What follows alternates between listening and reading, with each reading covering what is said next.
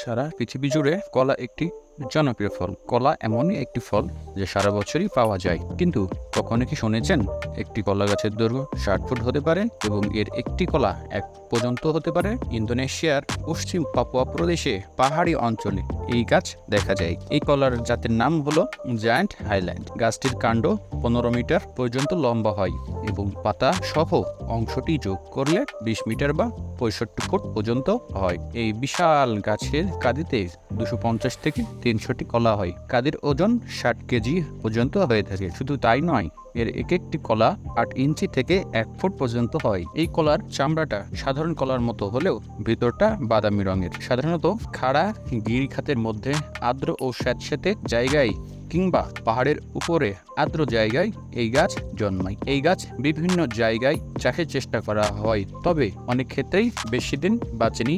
এই গাছ রোপণের জন্য উঁচু জায়গার প্রয়োজন। তবে উঁচু অঞ্চল ছাড়াও শীতল ও সাগরের তীরবর্তী উষ্ণ অঞ্চল যেমন পর্তুগাল, নিউজিল্যান্ড, ক্যালিফোর্নিয়া উপকূল ও ব্রাজিলের দক্ষিণ উপকূলে এই গাছ টিকে যাওয়ার খবর পাওয়া যায়।